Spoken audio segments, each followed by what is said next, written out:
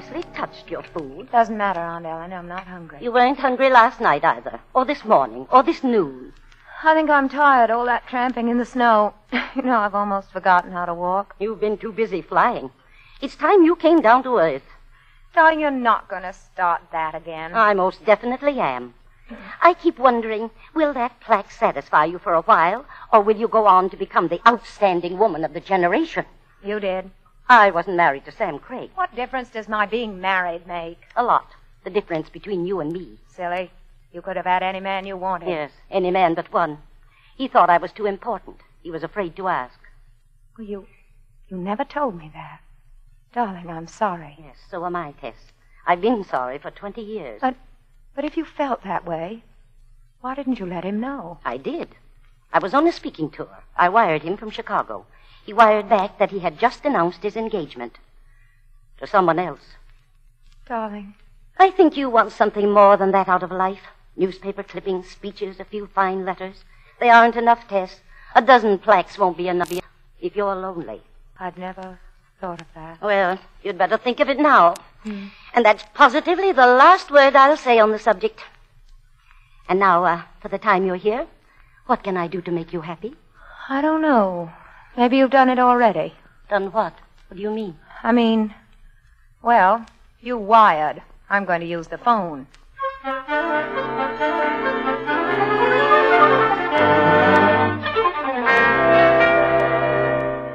Yes, I know, Sam, but I've been trying to reach you ever since dinner.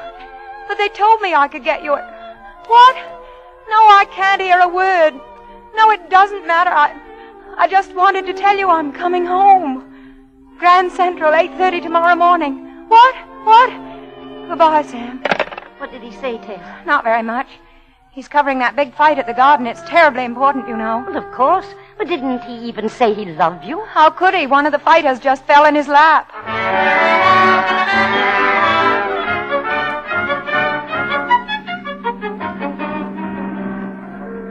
Sam, we should have walked and saved the money. It's just a short way from the station. You're forgetting, aren't you? I'm Sam Craig. Rain or snow, I deliver the cab. That calls for a kiss, Sam. Hey, you shortchanged me. That was only 15 cents by the meter. Well, I have to be careful with your money if I give up my job. Give up your job?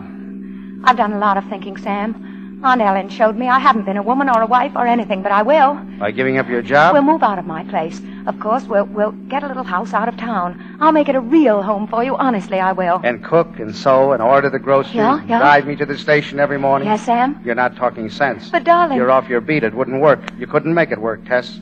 Sam, I'm so glad you said that. I would have tried. Really, I would, but I'd have been miserable. Yeah, me too. You know, the trouble with you is that you always go to extremes. First, you want to be just Tess Harding. Then you want to be just Mrs. Sam Craig. Now, what's the matter with being Tess Harding Craig? Nothing's the matter with it. It's a wonderful name. Tess Harding Craig. Sam, you better kiss me so I won't forget. That's not such a tough assignment. You don't know. I want you to hold it, Sam, till the meter says $64.